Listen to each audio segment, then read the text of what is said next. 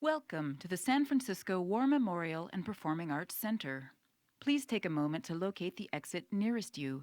Exits are clearly marked with green lighted signs. In the unlikely event of an emergency, please proceed to the nearest exit and out of the building. There is no flash photography allowed and no filming without prior arrangement. Please take a moment to silence your cell phones. Thank you.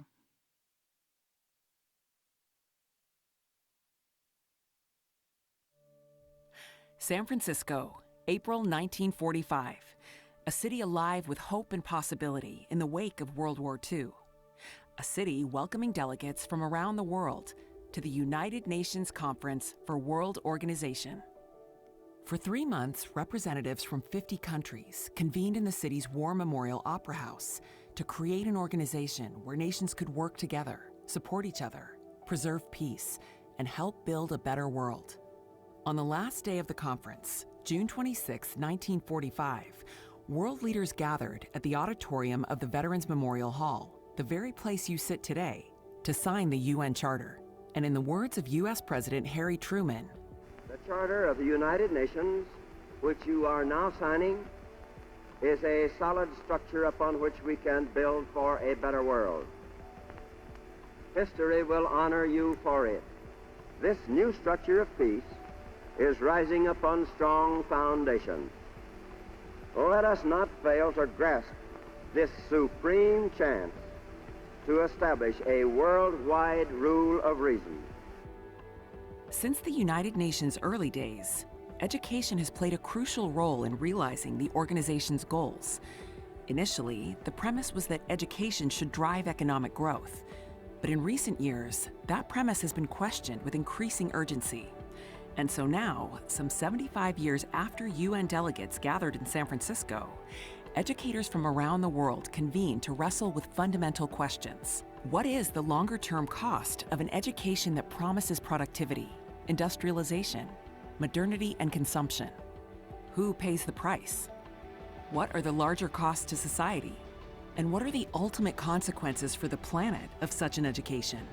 Such questions are at the heart of the 63rd annual meeting of the Comparative and International Education Society, a conference with the critical theme of education for sustainability. During this year's conference, more than 4,000 delegates, representing 120 countries, will participate in more than 3,000 presentations in all areas of practice and research in the field of comparative and international education. Our task has never been more urgent. A critical part of this year's conference reflects the UN Sustainable Development Goals. These goals provide an opportunity to go beyond our own focused research and integrate our agenda for education into a framework with other goals that could help improve the human and natural world.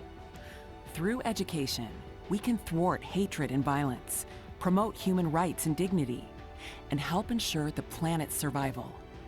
As researchers in education, we must ask ourselves tough questions, and we must take action.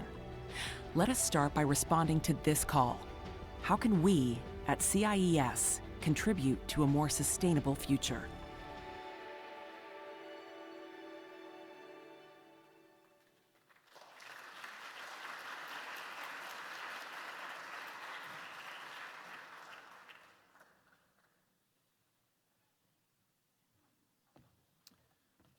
Hi, I'm David Post. Isn't this amazing?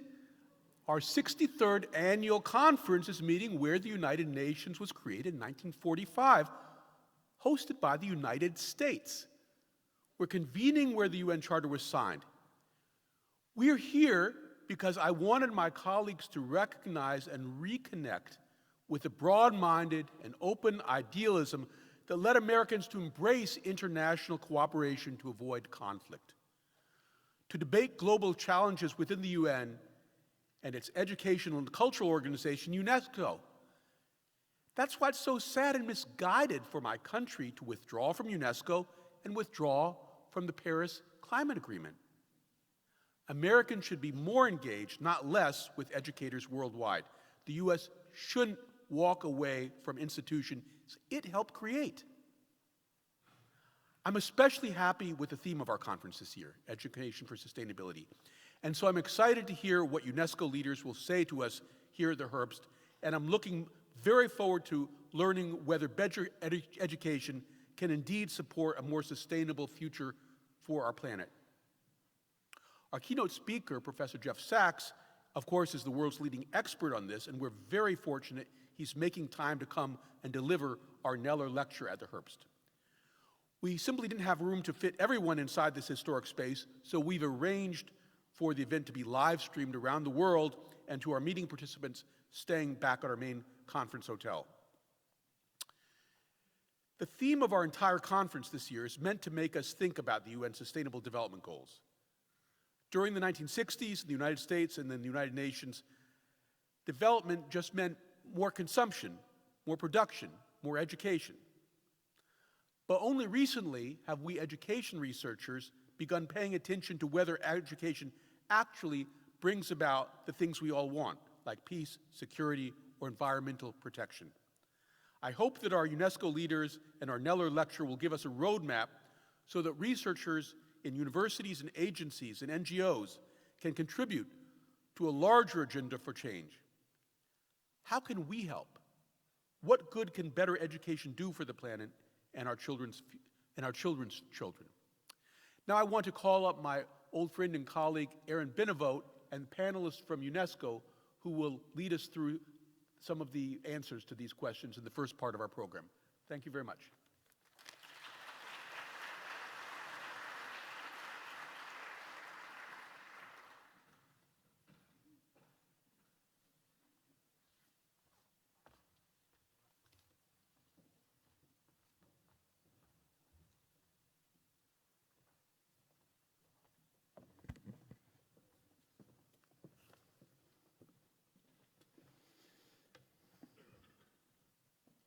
Hello, good evening. My name is Aaron Benavote, and I have the great honor of chairing this special session here at the 2019 CIES conference in this historic Herbst Memorial Theater in the heart of San Francisco.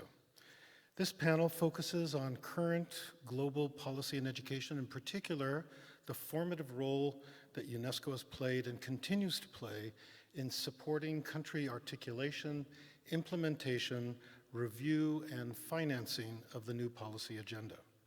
First, a few words of history.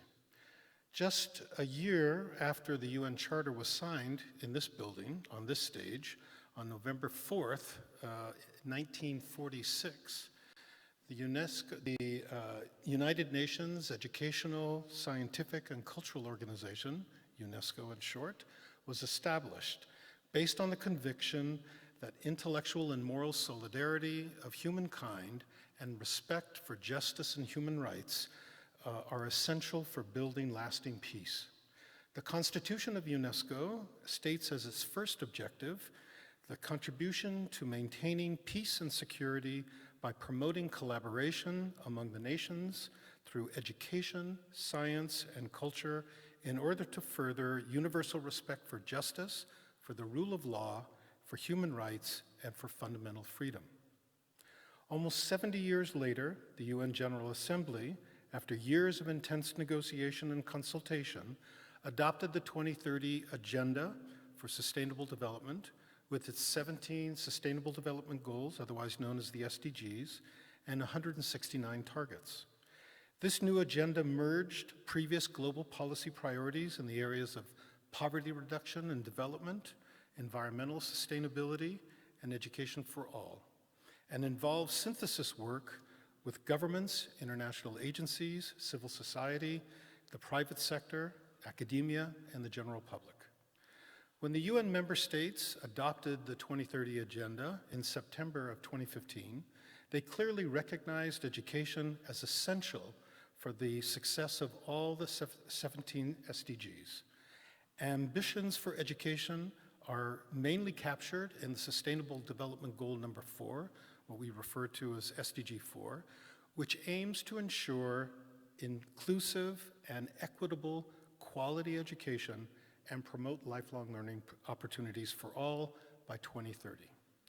Educational priorities are also found in the other 16 SDGs, which include numerous references, both direct and indirect, to education and learning, broadly conceived in terms of skill training, extension programs, capacity building, awareness raising, and information availability. What exactly is distinctive about the fourth global goal on education?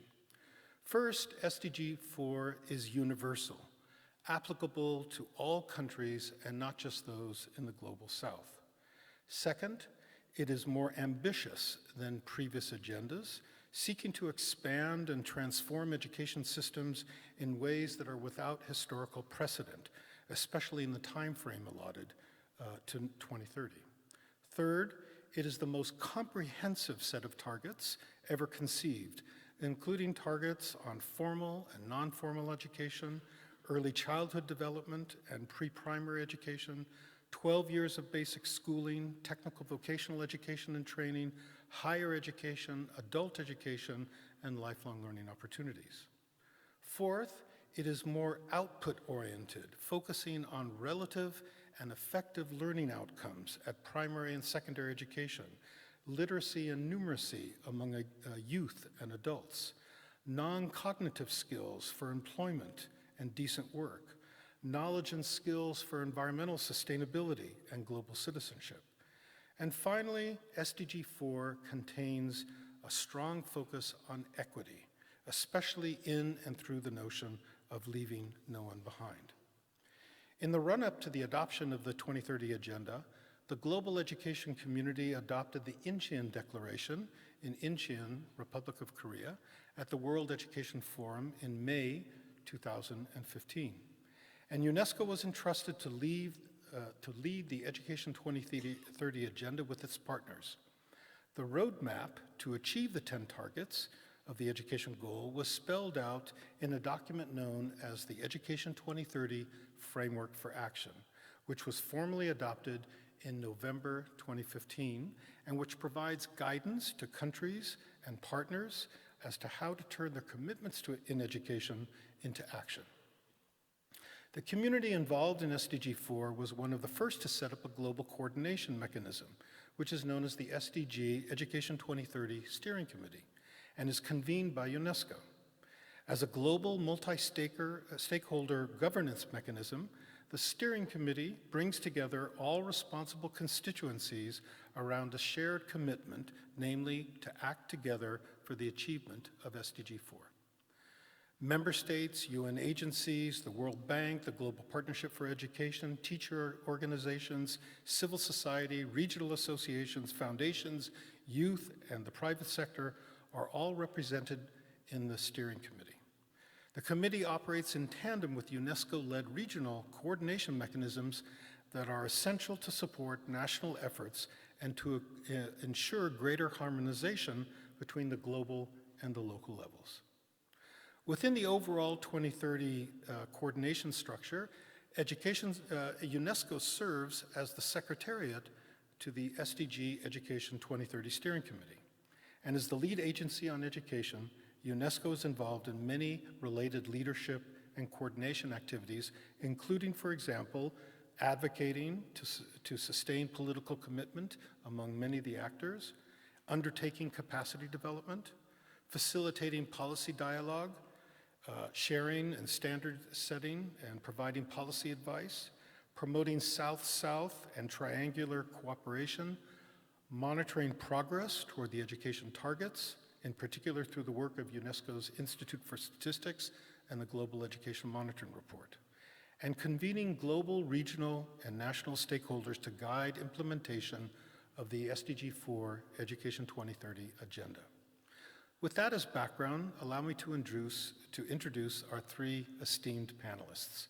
First, on the far right, or your far left, I guess, is the Director of UNESCO's Division for Education 2030, Support and Coordination. Under his leadership, UNESCO convened the Global Education Meeting in Brussels in December of last year, bringing together key stakeholders of the international education community. Next to Jordan is Claudia Uribe, who's the Director of the Regional Bureau for Education in Latin America and the Caribbean, located in Santiago de Chile. UNESCO is one of the most active and vibrant regional offices of the UNESCO system, and Claudia also represents UNESCO in Chile. And next to her is Suzanne Grant-Lewis, who serves as director of UNESCO's International Institute for Education Planning, which is located near UNESCO headquarters in Paris. She provides strategic vision and leadership in the Institute, develops strategic partnerships, and mobilizes resources, and provides oversight of staff, financial resources, program, and administration. So with that, I'm going to now take a seat and start asking our first set of questions.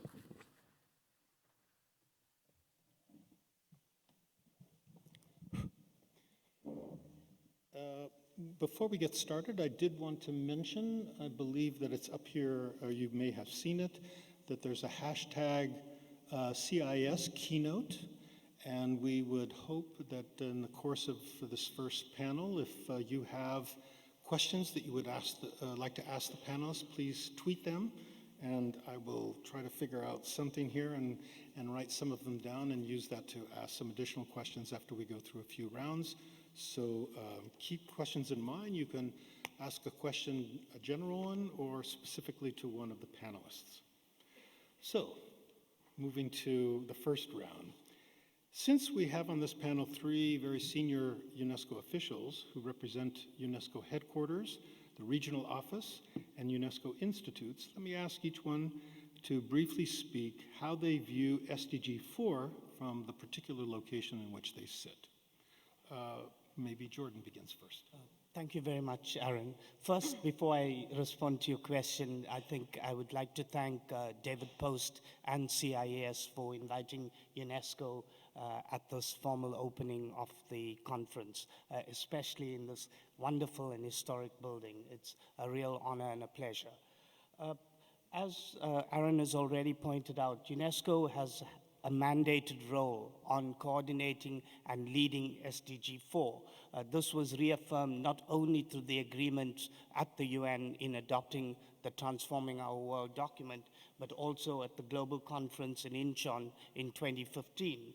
I will speak more towards the regional role as well as the reporting function to the UN, which I think plays an important role in terms of UNESCO's responsibility. One of the things that Aaron mentioned was the framework for action. And I think what's quite distinctive about the framework for action that's perhaps not captured in the Transforming Our World document adopted for the SDG Agenda 2030 is the repeated use of the word accountability. So I think UNESCO, in a sense, is key to holding all stakeholders accountable on delivering on the promises of the Agenda 2030 more generally, but specifically on SDG 4.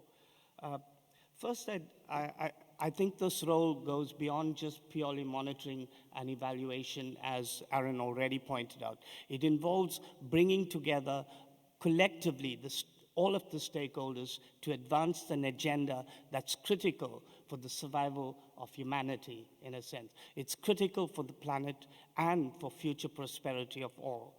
And in that regard, from a global perspective, UNESCO, in addition to supporting the work through the Global Steering Committee, has convened global and regional consultations to monitor and report on SDG 4 and on education in the other SDGs, a critical issue of integration across all 17 goals, and on implementation strategies to hold all partners to account. Over the past 3 years, we've convened regional SDG 4 meetings in Amman, Jordan, Bangkok, Thailand, Buenos Aires, Argentina, Cochabamba, Bolivia, which Claudia will say more about, in Nairobi, Kenya, and Strasbourg, France, involving governments, civil society, multilateral agencies, private sector, academia, and youth to review progress and share experiences, both in terms of reflecting on challenges, but also trying to highlight some of the solutions that have already been put in place in just over the past 4 years. The regional meetings have been truly instructive. They indicate that each region has an important history of creating, revising, and implementing policy frameworks to reflect country priorities. Through these meetings and other consultations, most regions have agreed on regional goals, targets, and benchmarks aligned to the global framework to review education progress. An important point about the regional meetings is that they have reaffirmed a fundamental principle of the agenda, is that the global framework is but a global framework. It's about ownership and implementation at a national level. And I think this message has been clear from the outset. The meetings also illustrate that each region has challenges that are distinctive to the region, just as certain challenges are distinctive to national context. However, at the same time, they've also demonstrated that there are common challenges and there are common opportunities to address those challenges. And it really behoves the global community to support action at both regional and national level. Clearly, these lessons on what works across regions and good practices have to be adapted to the specific regional and country context. As important across all regions, the meetings have also demonstrated the importance of true, authentic partnerships. It really challenges all of us to commit to collective action. With support from UNESCO and other convening agencies, in particular UNICEF, most of the regions have developed regional coordination mechanisms, implementation roadmaps, and regional frameworks. The roadmaps consist of regional reference frameworks for the development and implementation of regional actions and recommendations to support national implementation, so that member states advance in a coordinated and coherent manner in the development of policies and actions on themes prioritized by the regions. One key factor is that in all of the regions, we do know that one of the most common challenges that has to be addressed is equity and inclusion. Another central priority across all regions has been teachers and the education workforce, but also issues of lifelong learning and skills, not just for work, but for life more generally, has been a salient message. I'll stop there. Thank you. Okay, thank you, Aaron. And I join Jordan in thanking David Post and CIES organizers for having us here. It's really a privilege and an honor to be here tonight. Speaking from the Regional Bureau of Education, which is for Latin America and the Caribbean, or REALC, I'll say that word so when I say REALC, you know that it's a regional bureau. It's based in Santiago de Chile, and it plays a very active role as promoter and lead of the Education 2030 agenda in the region. We work in strong collaboration with all UNESCO offices and institutes in the region, with other UN agencies, and with intergovernmental, multilateral, and civil society partners. Among our main responsibilities, to name a few, the UNESCO, the REALC, leads the political and policy dialogue around E2030 in the region. We conduct regional and comparative studies to generate and disseminate knowledge and information on the status of education in the region. We provide specialized technical cooperation and capacity building when demanded by ministries of education. We provide recommendations and promote countries' adherence to international agreements and standards. And we support intersectorial and interagency initiatives through education components. Lastly, and importantly, we monitor and report on the progress of SDG targets in Latin America and the Caribbean. I will speak on this occasion of our role in the political and policy dialogue, and secondly, about our contribution in the monitoring and reporting of progress in achieving SDG targets. By mandate of the Ministers of Education, as Jordan mentioned, the UNESCO regional office that I lead is the secretariat of the regional coordination mechanism for E2030 mentioned earlier. In this role, REALC has, since the approval of the 2030 agenda, convened 2 ministerial meetings, one in Buenos Aires in 2017 and the second in Cochabamba, Bolivia in 2018. In these meetings, ministers of education of LAC have defined their priorities for advancing education in the region, which are improving and rethinking quality education from a Latin American and Caribbean perspective, furthering equity and inclusion, improving the capacities and conditions of teachers and other education workers, and expanding lifelong learning for all. The ministers also agreed on the working arrangements of the Education 2030 Regional Coordination Mechanism and composition, and established ORIALC as the secretariat of the committee with a mandate to convene the working groups and define work plans around the topics prioritized for the region. In this role, the secretariat has held several meetings of the Regional Coordination Committee, as well as meetings of partners and co-conveners to discuss and better aligned agendas and financing. The last one was in Panama just this past week. Under this mechanism, one of the main tasks that ORIALC has, as I mentioned earlier, is the monitoring and reporting on progress, which is the second responsibility that ORIALC has that I wanted to present today. In this regard, together with the UNESCO Institute of Statistics, ORIALC works with ministries of education in the definition and reporting of indicators associated with SDG 4 targets, which feed into the regional and global progress reports. Most importantly, ORIALC houses the Latin American Laboratory for Quality Education, CIES, because of its acronym in Spanish, which was established 25 years ago and which carries out the regional student assessment students in which Brazil and all Spanish-speaking Latin American countries, with the exception of Venezuela, participate. That is 18 countries in all. At this time, the fourth regional study, which we call ERCE, is ongoing and will measure student achievement in math, language, and science of third and sixth graders, accompanied by a survey for teachers, parents, and students in order to understand those factors that associate with student results. An interesting characteristic of this study is that this assessment is curriculum-based, which implies a previous work of analysis and comparison of curriculums across countries. The current edition of ERCE is also including an innovative module on socio-emotional skills, which will be applied to sixth grade students for the first time.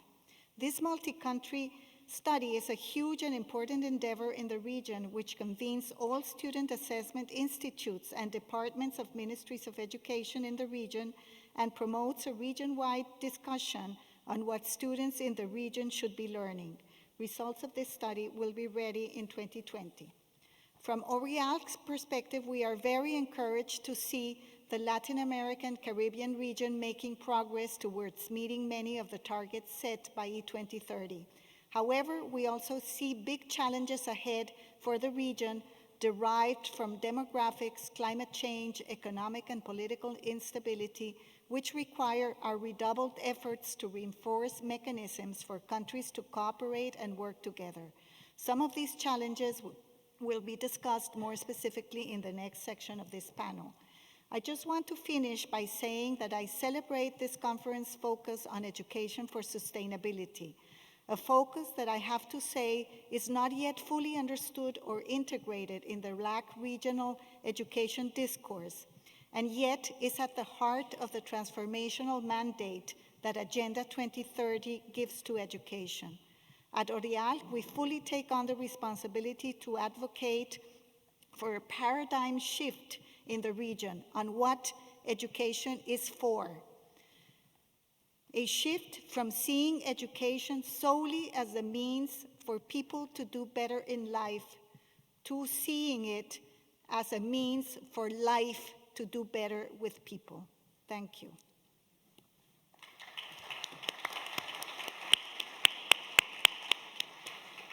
Thank you very much, and we'll move now to Suzanne. Thank you. And let me also add to the thanks of others to David for the privilege of being here and bringing us all together here at this wonderful historic venue. UNESCO's International Institute for Educational Planning, or IIEP, is a global but specialized institute with offices in Paris, Buenos Aires, and Dakar. With our mandate to strengthen the capacity of countries to plan and manage their education systems, IEP focuses on how the SDG vision and commitment takes concrete form in policy and practice. The education sector planning process is an important means to advance this effort. It's important to understand that SDG 4 is not a national plan or an international benchmark. Rather, SDG 4 presents a vision for the development of an inclusive learning system. It is also a tool for advocacy, for mobilizing resources, and quite importantly, it is an expression of political commitment. SDG 4 is a source of inspiration for national plans and policies. While IEP has been preaching sector-wide planning for years, the Education 2030 agenda really demands this. For countries, educational planning is more than a simple mechanical or technical process. At its best, it's both visionary and pragmatic. From the country perspective, it's not the plan document per se that should be the focus, but the process of planning, which is understood to be fundamentally a political exercise, constrained by financial, human, and physical resources, and informed by evidence. There is a need and an opportunity to increase the role of evidence in this process, starting with a sector analysis of needs, but also to inform the allocation of financial and human resources, to select strategies that work, and to monitor and evaluate progress in implementation. And all of this with the objective of ensuring that children are educated healthy and safe and become agents in their own destiny. As Jordan described, and as Aaron as well, SDG 4 is holistic, ambitious, aspirational, and universal, and it poses challenges for countries. I'm going to speak about 3 issues that countries are grappling with. The first is increased number of actors and the complexity of partnerships. The second is financing, and the third, data, information, and evidence. On this first challenging reality, inclusive education within a lifelong learning framework requires that government entities beyond the ministry in charge of formal education are engaged in mapping the way forward. And we all recognize that it is difficult to work across silos, be it across government ministries or across academic disciplines. This is also about power structures. Another dimension of this challenge is the expanded number of actors outside government, which require mobilizing and coordinating. With early childhood education, TVET, adult literacy, and non-formal education all requiring attention, a much wider set of civil society, private nonprofit, and business sector actors should be tapped to contribute to the vision and to put into practice measures to address SDG 4 priorities. But this mobilizing and coordinating can be politically fraught. Regarding financing, clearly more financial resources are required for this broader agenda, and they come from a wider range of sources, including multiple ministries, NGOs, private sector, communities, and households. There are important questions to be addressed regarding what will be publicly financed and what privately. We often know very little of the financial burden of education on households. Turning briefly to data, information, and evidence, SDG 4 requires additional data for assessing educational needs, for managing this more complex system, and for monitoring and evaluating progress. SDG 4 calls for so much: ensuring early childhood development, care, and pre-primary education, monitoring the acquisition of knowledge and skills needed to promote sustainable development, providing safe, nonviolent, inclusive, and effective learning environments, and much more. The SDG focus on inclusion demands disaggregated data on all forms of marginalization, be it gender, urban-rural, wealth, crisis-affected, languages, or disabilities. And while we no longer have the argument about gender disaggregated data, countries nonetheless struggle to look beyond gender parity figures, to better understand the multiple dimensions of gender discrimination, and to recognize how gender intersects with other forms of exclusion. And in only a few countries do we have such disaggregated data. In some, the political, financial, and evidence challenges abound as countries work to translate SDG 4 into policies and practice, but UNESCO, including the institutes, are committed to support that journey. Thank you. Thank you very much.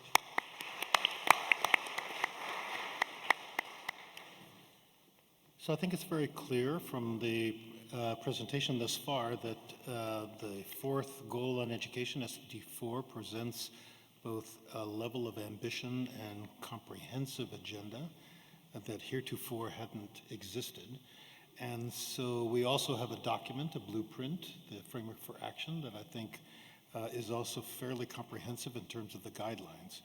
So the question that I wish to present to the panelists is really, are there key conditions or levers that they can identify that through working through these levers, real support, real transformative change can take place in SDG 4? What would be these very key conditions or levers in each of your views?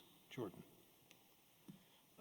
I will focus on one aspect in terms of the challenges we find, again, based on the reflections around the implementation of SDG 4 over the past 4 years, drawing on some of the data that's been generated through the UNESCO Institute of Statistics and the analyses conducted by the GEM report, Global Education Monitoring Report, over the past 4 years.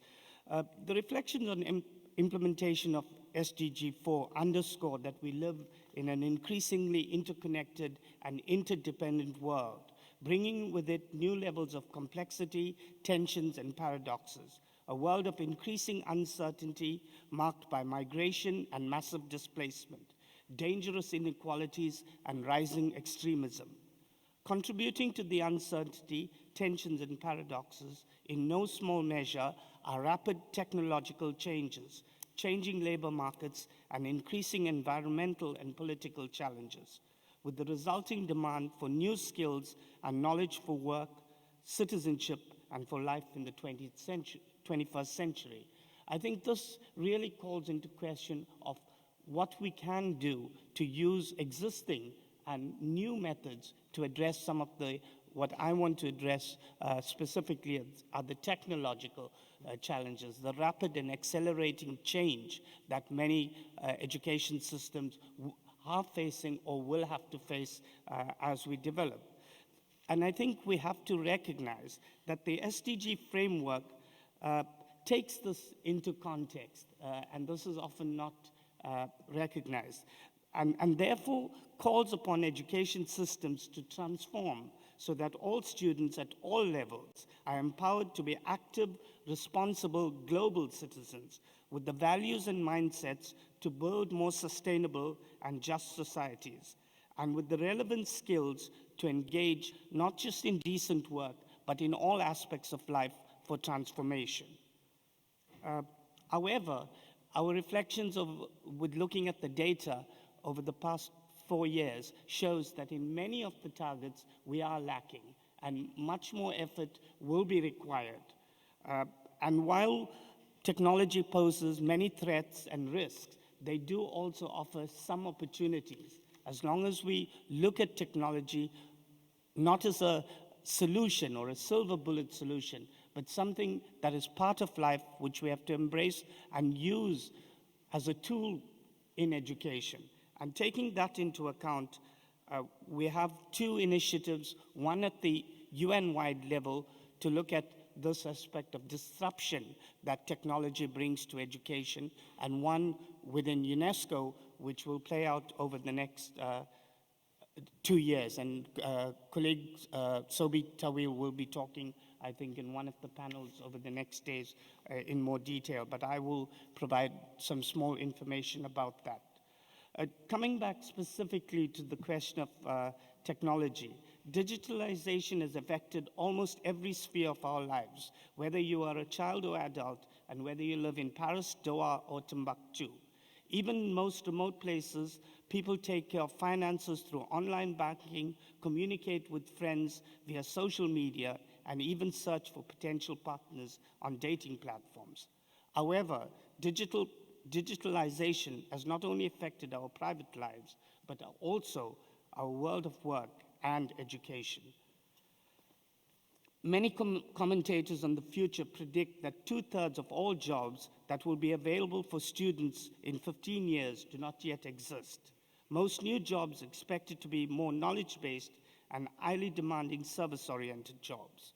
The skills mismatch is a global one, calling for more inclusive, future-focused, quality, lifelong learning education and training systems, and flexible workplace pathways. Noting this context and the discussion in various SDG consultations, both the UN system as a whole and UNESCO have recognized the need to develop a dedicated strategy on the future of education. To this end, the UN, through its High-Level Committee on Programs, HLCP, requested UNESCO and UNICEF to lead a process to develop a UN-wide strategy on the future of learning and education, which was undertaken in 2 phases over the past 18 months. First, a background paper was produced and approved last May, which focused on technology and education, but not exclusively, as the charge was expanded to look at other drivers of change. Thereafter, from October to this March, through a consultation process that involved 23 UN agencies and 5 workshops in New York and Geneva, a final draft strategy was presented to the HLCP for endorsement and submission to the Chief Executive Board of the UN.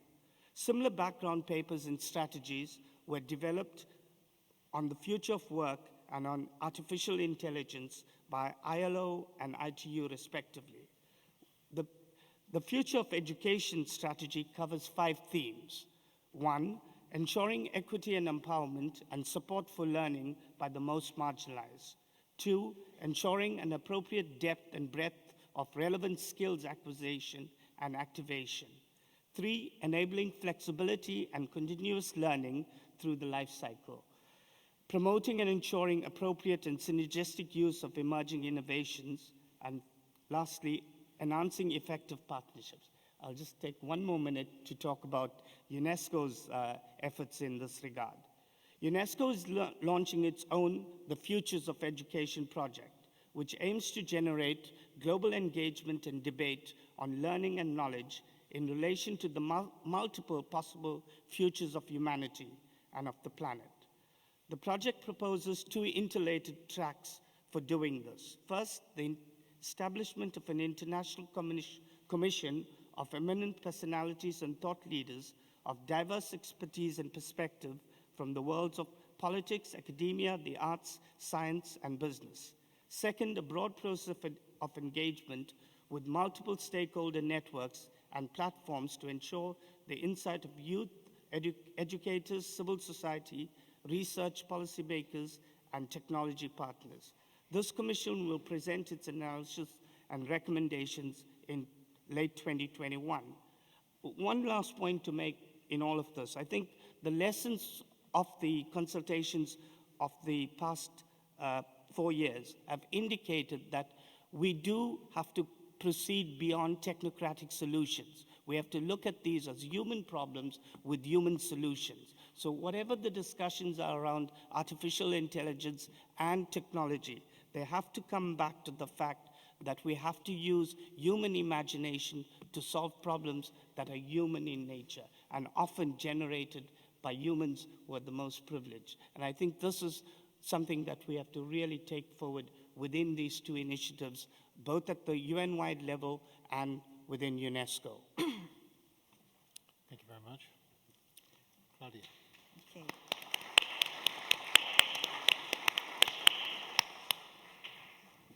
Okay, well, taking into account the mandate of SDG 4 to leave no one behind, I have chosen to speak tonight on the challenges that migration is posing to the Latin American and Caribbean region.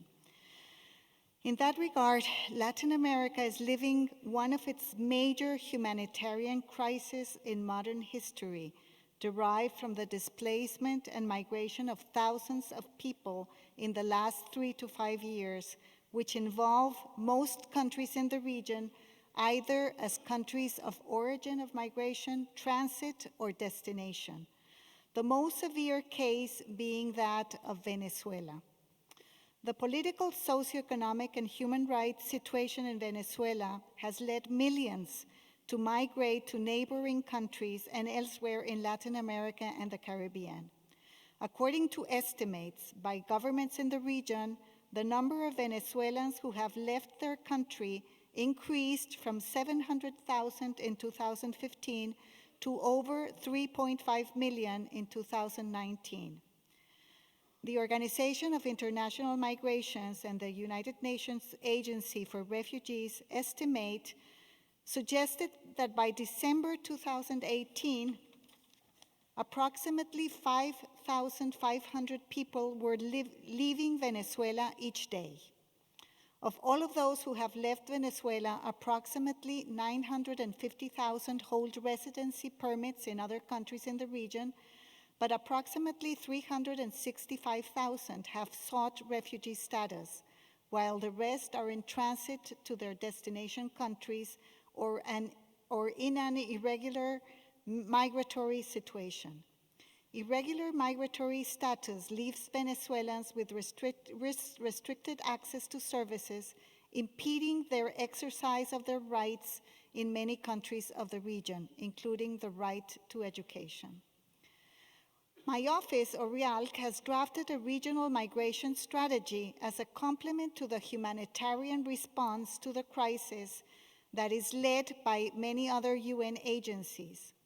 The UNESCO strategy is directed towards guaranteeing the right to education of migrants, asylum seekers, and returnees. The strategy is proposing 3 main lines of action: supporting member states in planning, improving data, and revising normativity in order to ease migrants' access to education. Second, support ministries of education and other actors make schools and localities more inclusive for migrants through prevention of xenophobia, socio-emotional support toolkits, integration of cultural dimensions in curriculum and activities, among others.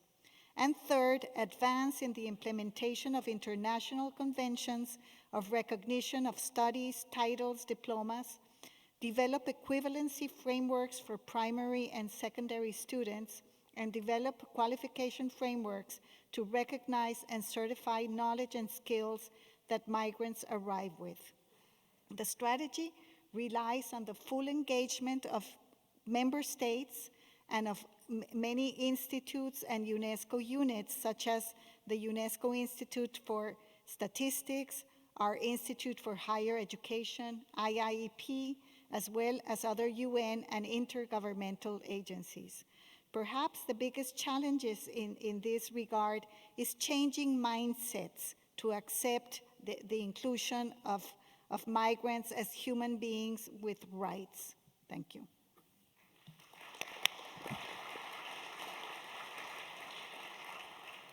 Thank you. Thank you.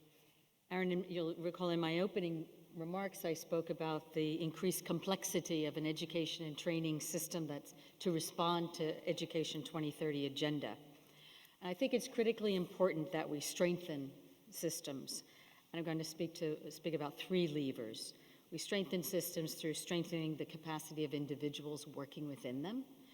We provide institutional support, and through the continued production of global public goods that serve as valuable resources for countries. All this starts with understanding the strengths and weaknesses of a public administration. There's a lot of discussion about the implementation gap, that is, the gap between a policy goal and policy in practice, or the gap between what is planned and what happens on the ground. In trying to support countries in reducing the gap, the approaches, I think, need to be designed to inform action.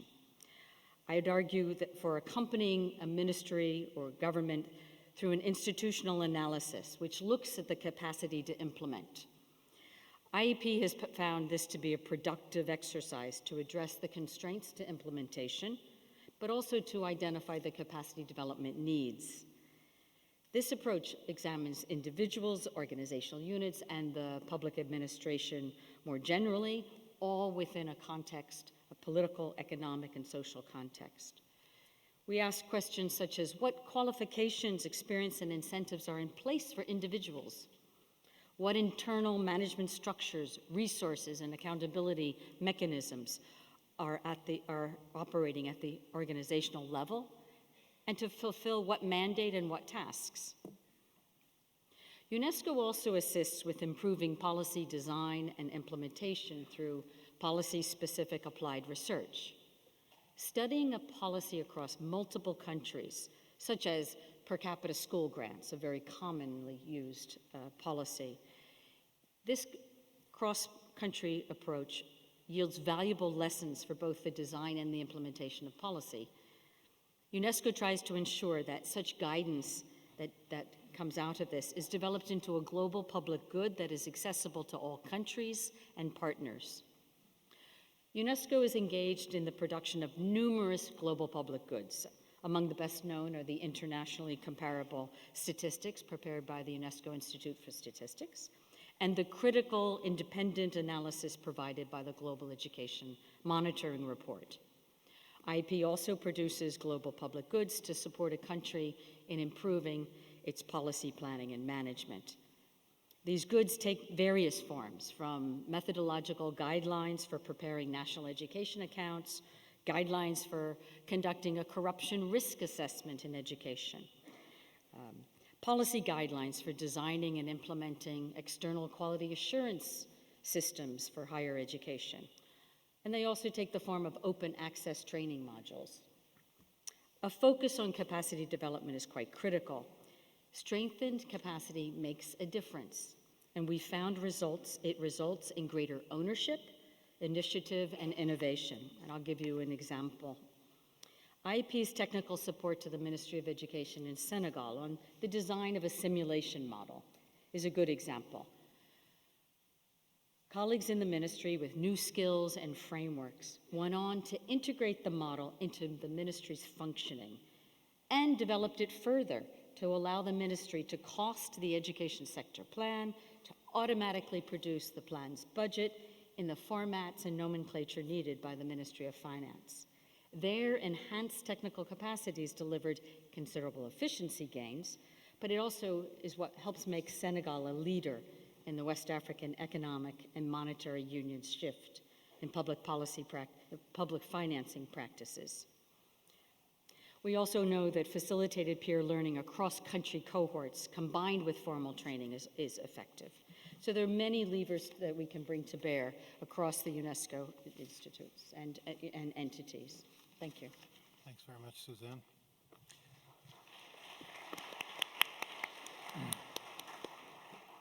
So I think this would be a good time to actually integrate some questions from that we've received from the tweets. I've written down a couple here. Given that we have basically another 15 minutes to go, so pay attention, panelists.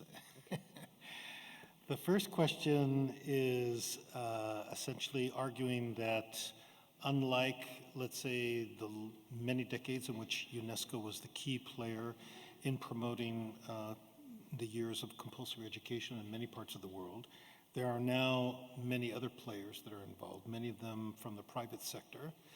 And so the question that arose here is, how can UNESCO remain relevant at a time in which private partners are increasingly taking over and actively involved in the provision of compulsory schooling?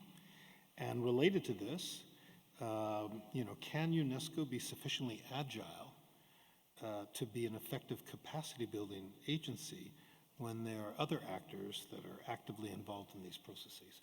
So I think the first question is probably best maybe addressed by Jordan. The second one, I think Suzanne can perhaps take a whack at. Jordan? Thank you, Aaron. I think it's the question is really highly relevant given the threat to public education and free compulsory education of at least 12 years, which is the target number one. I think UNESCO not only has a responsibility, but an obligation to defend that target. And the way it can and will continue to do so is through the right to education work that it does. UNESCO is responsible for a number of resolutions, both in terms of teachers, higher education, and I think its normative role really gives it the ability to advance the right to education. And continuing, even with multiple actors, whether they are private sector actors, more and more NGOs performing similar functions, even some fragmentation within the UN system.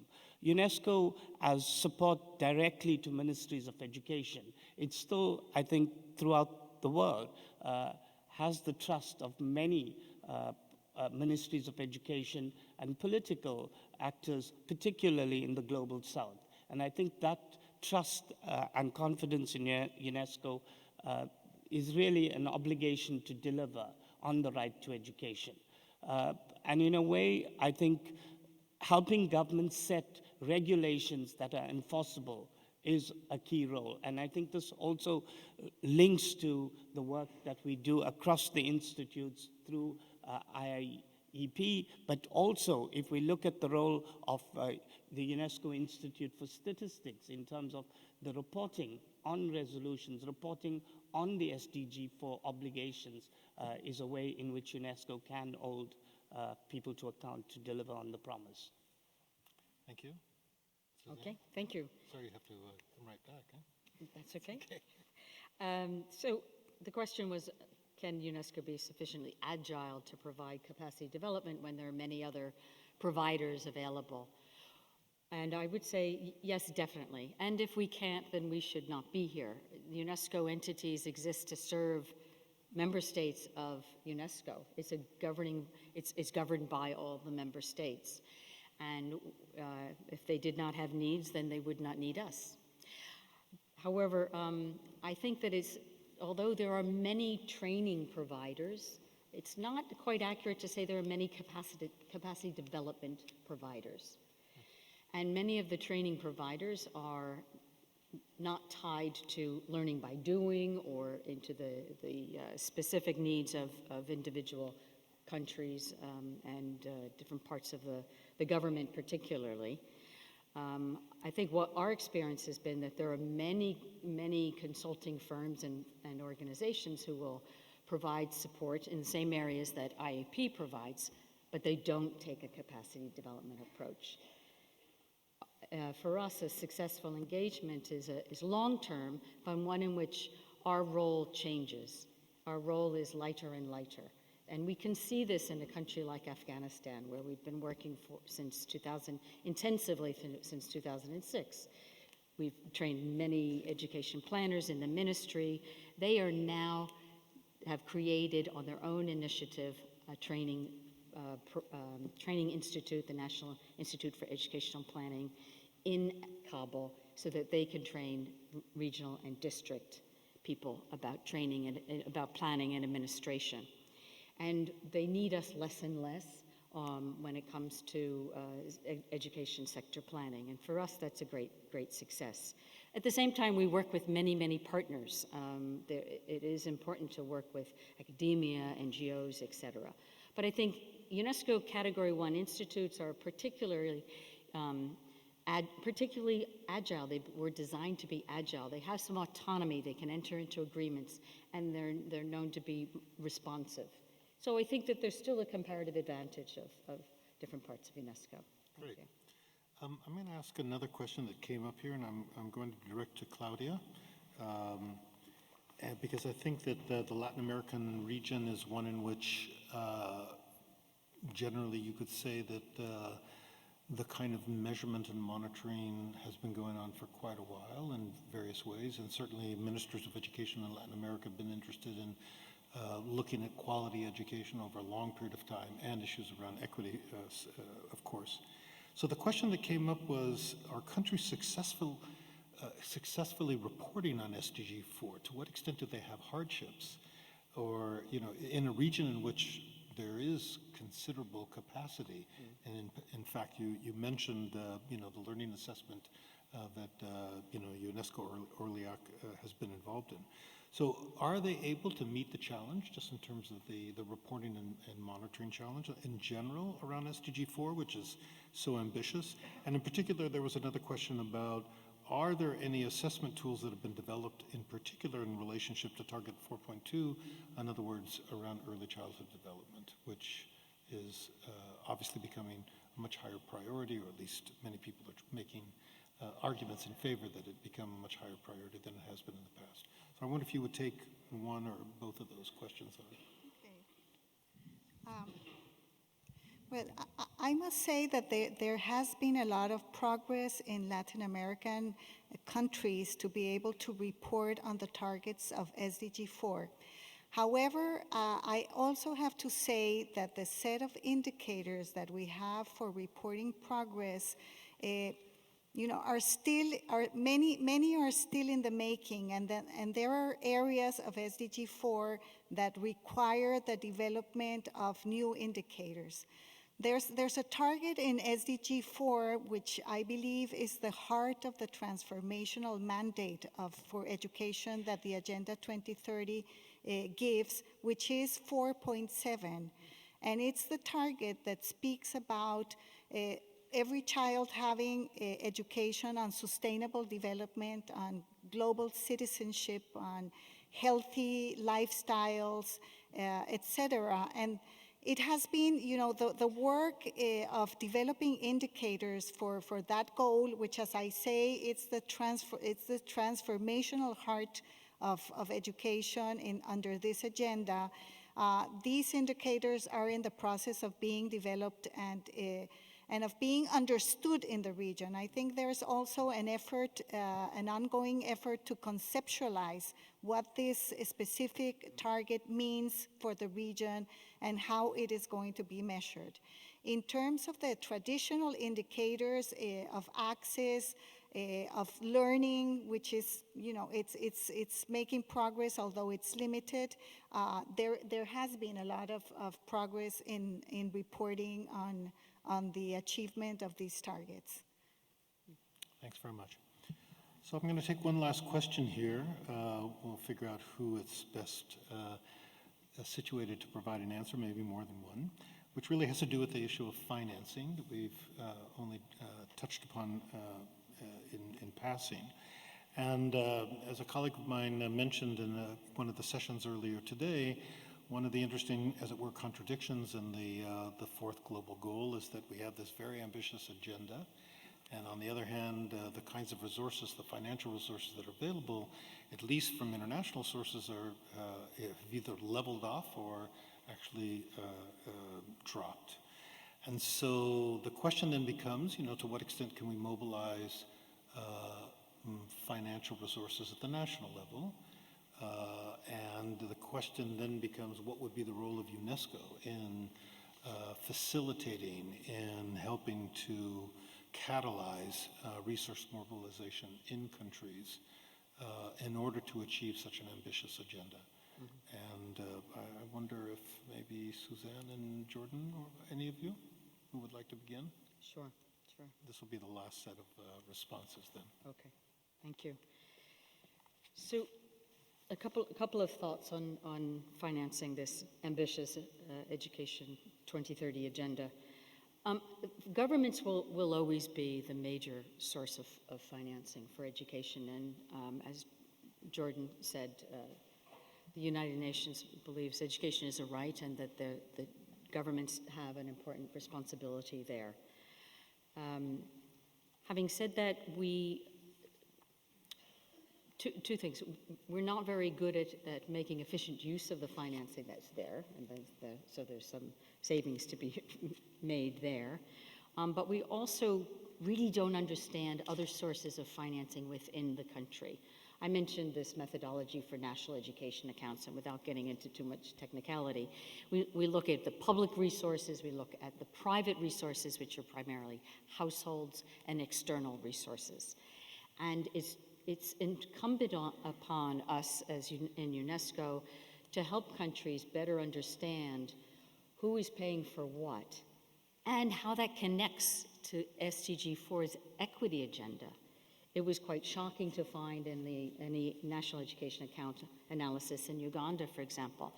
The government, everyone assumed that households were funding maybe 15%, 20% of the overall budget. It turned out it was over 50%. In many parts of the country, different subsectors, more household investment than government investment. And we also find that in the allocation of financing, it's not always going to the policy priorities. So there are a lot of different ways to make better use of existing financing, but it's important to recognize when it's the financing patterns are actually running counter to the aims of the inclusion aims of SDG 4. Great. Jordan? Yeah, I think, Aaron, as you know, the figure that's generally passed around of the 40 billion gap will require both a substantial increase in especially domestic financing, but it will also require, international commitments to be met. We need, commitment to the 0.7%. In terms of domestic financing, I think there will always be a challenge for poorer countries given that they collect fewer taxes, it's really inefficient tax systems and so on.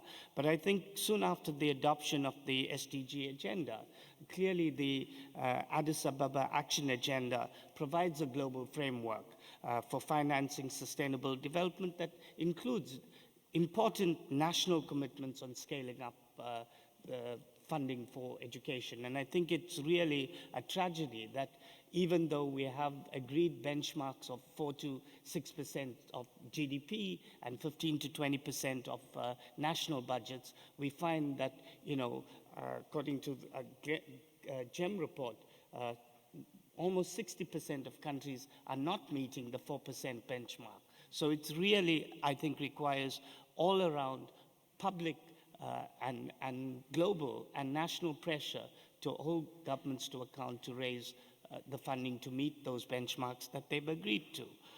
And really speaking, I think without real tax reform in many countries, we cannot achieve that target. That would be one. At the same time, I think for poorer countries, we do need the international community to live up to its commitments. And in a way, Sue pointed to something that's really important. There are many new initiatives. We have the Global Partnership for Education. We have Education Cannot Wait. We now have the imminent launch of the International Facility for Financing Education. And I think while many initiatives are welcome given the resource constraints, it adds an additional challenge in terms of coordination across all of these different initiatives. And I think the biggest challenge there is the kind of confusion it leads to at a national level. I think at the global level, it's fine. They can be better managed, but it really creates a problem. So it is a responsibility to ensure that there is real commitment to complementarity between the different initiatives rather than them operating in silos and really complicating the way funding is used at country level. And again, I think it's the responsibility of the main donors. There should be a greater commitment to the Paris principles in terms of direct budget support, pool funding, and avoid the proliferation of multiple streams of funding that seems to be the norm today. Thanks very much.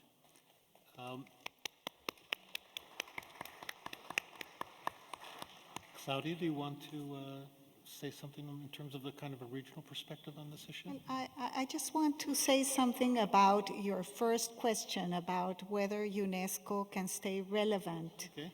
And to me, from the regional perspective, I think that there is no other institution in Latin America and the Caribbean that has the legitimacy, the neutrality, and the capacity to get countries to work together.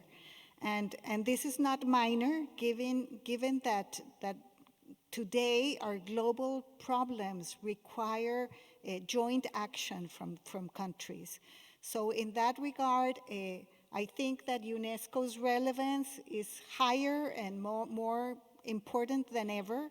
And I'm fully convinced that UNESCO is the only institution that can play the role that today's global problems require in education and in education's contribution to the other issues that the region and that the world faces. Thanks very much.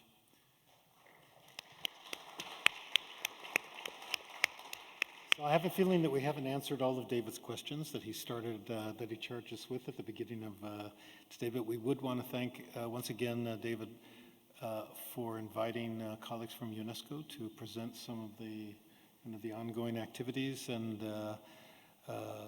organizations and institutional initiatives that are involved. I think it's important to keep in mind that it's quite a big system. So we usually think of UNESCO as kind of what happens at headquarters, but there are the main regional offices that are very active. There are field offices, even cluster offices. And then Sue mentioned the Category 1 institutes. And I just wanted to bring to your attention one that we didn't mention thus far, which is UNESCO's International Bureau of Education in Geneva, which deals with issues around curriculum and teaching and pedagogy, that had a session today. And tomorrow there's another session that will take up the issue of To Measure the Treasure. And the title is Contributions from UNESCO's Institute for Statistics and the GEM Report.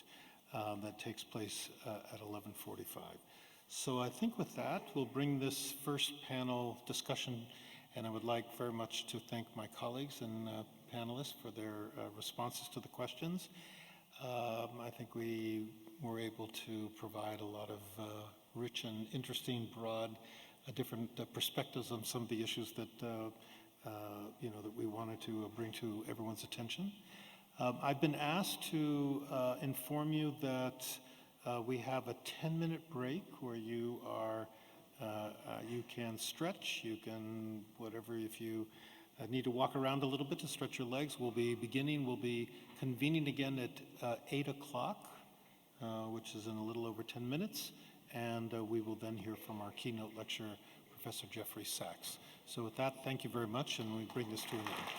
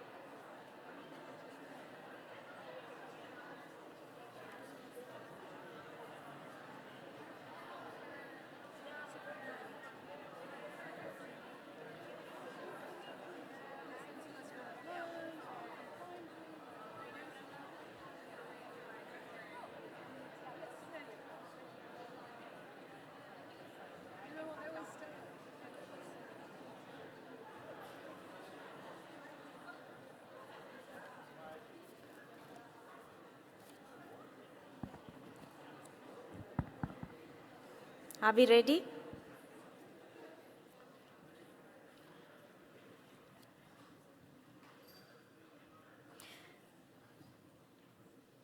Thank you.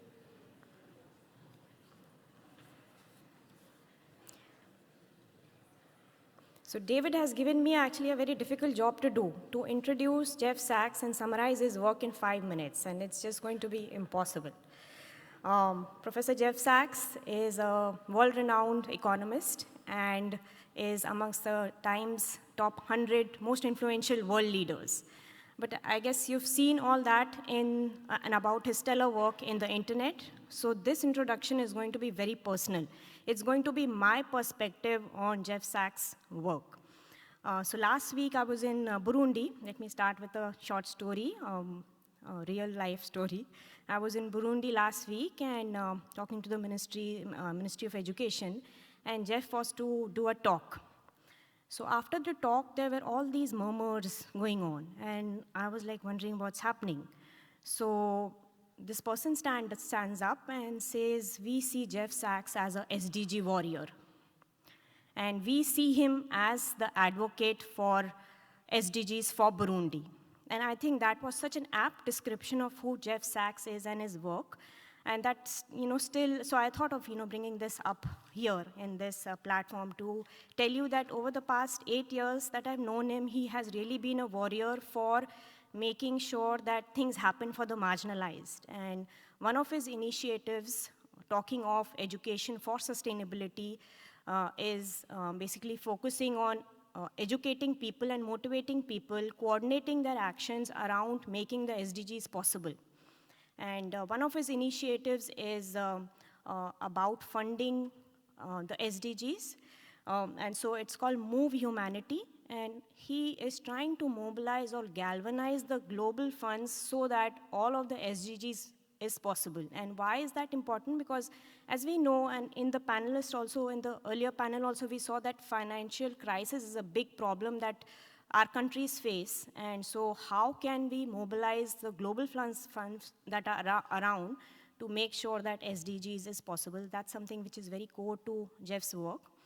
Another of his initiatives that really resonates with me is this Ethics in Action platform, which is basically a group of spiritual leaders, religious leaders, working with scientists and experts to see how they can get an ethical consensus or a sense of moral obligations toward making SDGs happen or towards sustainability. So I think this is something which is very unique, and I'll ask Jeff to elaborate on it more in this platform. And I see his work as educating, motivating, and galvanizing people around to make SDGs possible.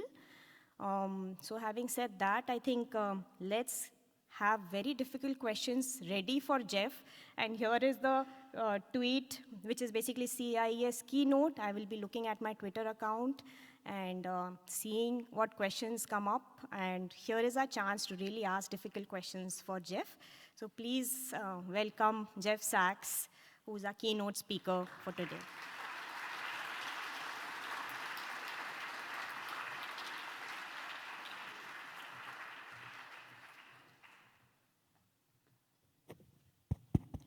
Thank you very much. Radhika is amazing, and indeed, when I got on my computer screen a few days ago, there she was in Burundi, and here she is tonight, and no doubt next week she'll be in India or Nigeria or some other place, and it's amazing the work you do, especially the breakthroughs in helping kids really to learn, because often kids are at school, but as you know, they're not necessarily learning. And Radhika, for all the time that I've known her and learned from her, is really teaching and advising and strategizing on how actually to make kids learn. And it's absolutely inspiring and wonderful.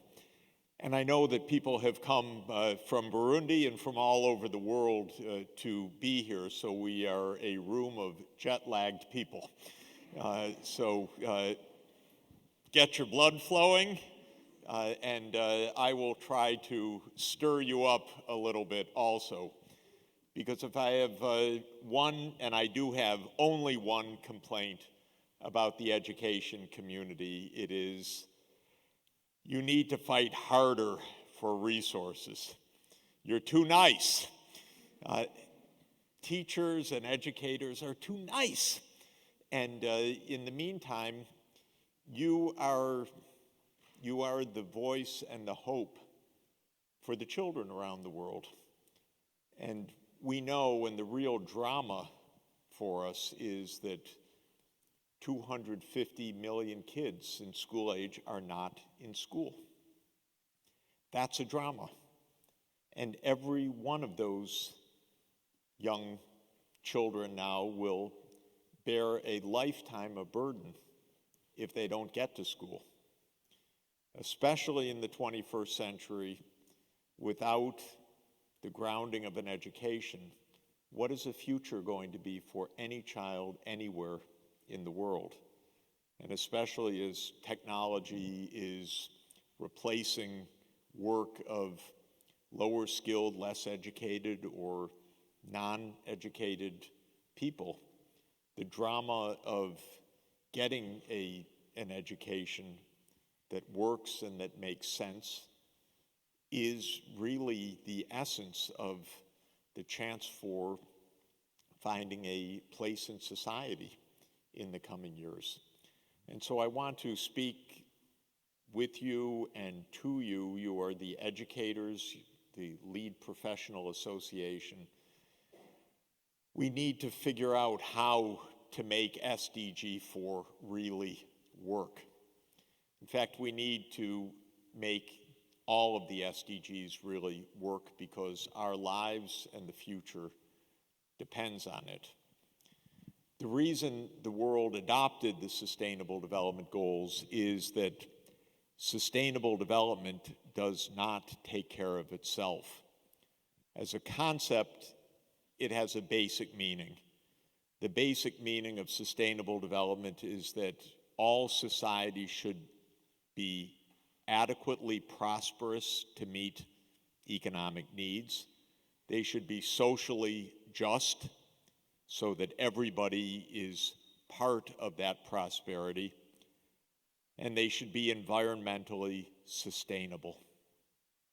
So that so-called triple bottom line of economic, social, and environmental objectives is the heart of the holistic approach to sustainable development. The drama, of course, is that our world looks nothing like that. The world is actually quite wealthy on average now. The world's output each year is on the order of $100 trillion a year, if you add the output across the world, for about 7.7 billion people. So we're roughly at $12,000 per person on the planet. That's enough to meet everybody's basic needs. That's enough for health care for all. That's enough for education for all. That's enough for decent diet. That's enough for safe water and sanitation, for shelter, for dignity. And yet, that average is almost meaningless because the world is divided between ultra-rich with a level of wealth that we can't imagine, and many people in the near community where we are, in Palo Alto, and enjoying the fruits of our digital revolution, have billions or tens of billions of dollars of wealth as individuals. And 1 billion people struggle for their survival. And so the drama is extraordinary. We know that every year 5 million kids die before their 5th birthday because of the lack of the most basic things needed to stay alive. Maybe it's an 80-cent anti-malaria dose after a mosquito bite. Maybe it's because the water isn't safe. Maybe because it's chronic nutrient deficiency, maybe because the childbirth wasn't attended by a skilled birth attendant. But we're losing millions and millions of people to extreme poverty in a world of wealth.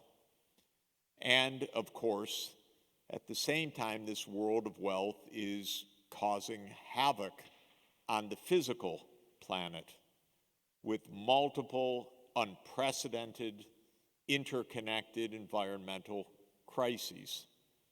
Climate change, the mass destruction of biodiversity, massive pollution, so that we know that in the fisheries around the world, the microplastics have entered every food web.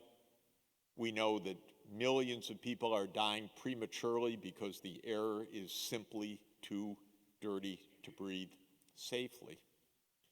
So what kind of economy is it that we have made? We've made an economy that greed has been given the primary place. Greed motivates a lot of action, also a lot of criminal action. And we've ended up wealthy, but hugely unequal and hugely self-destructive. And that is why the Sustainable Development Goals were adopted.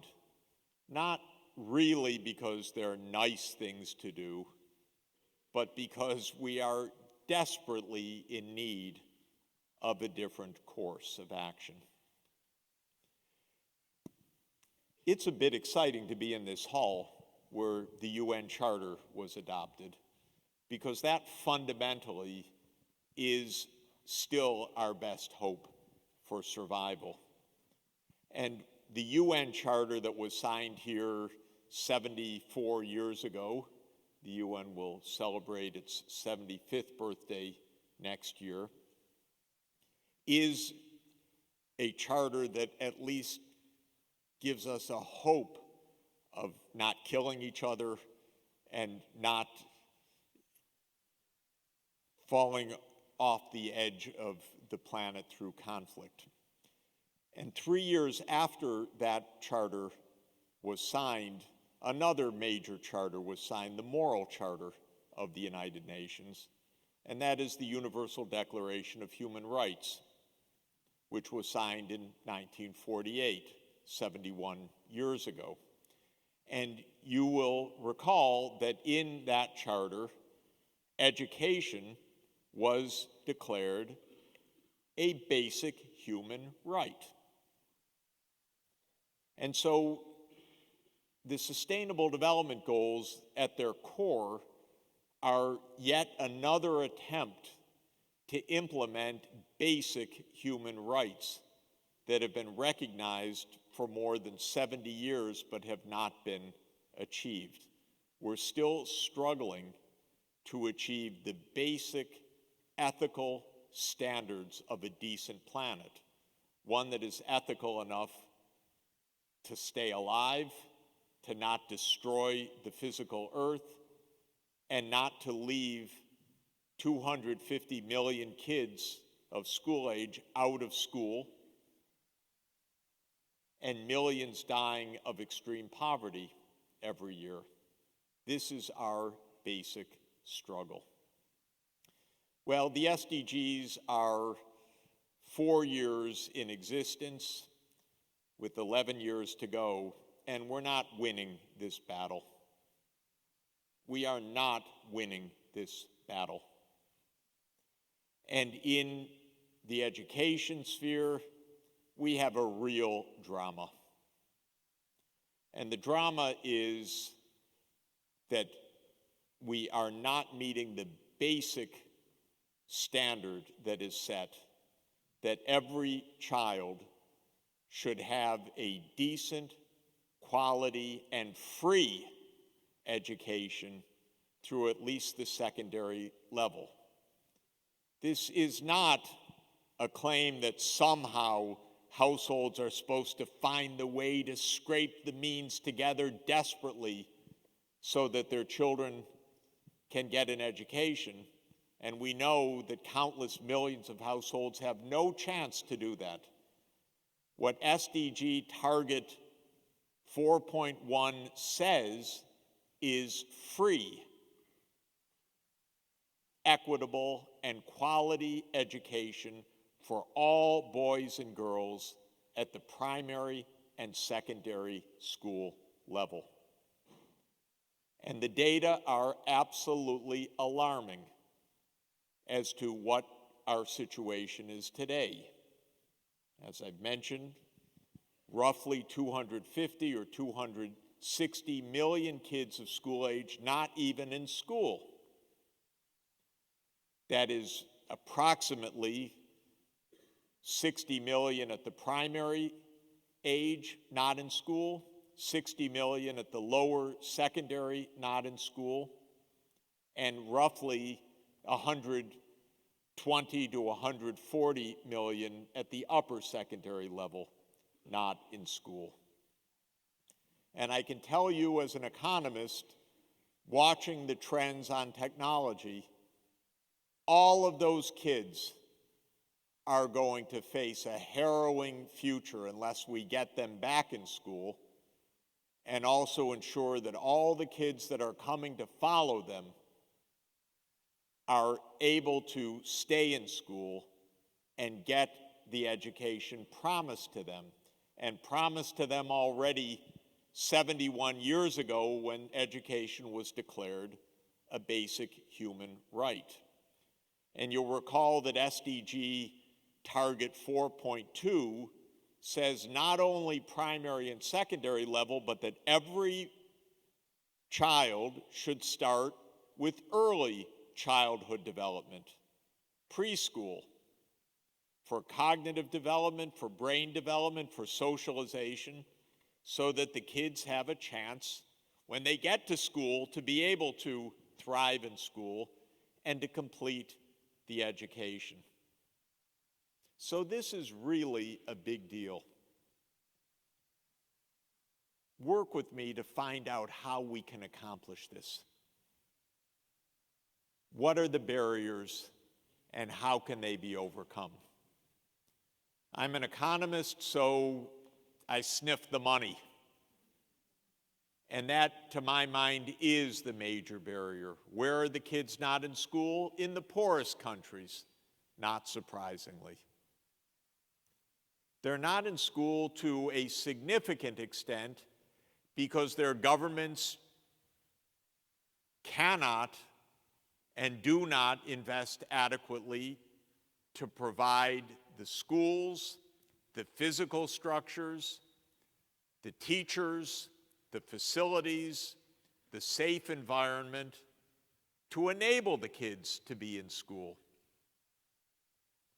And across the world, especially in the poorest countries, maybe in principle 8 years are available for free, but not upper secondary education.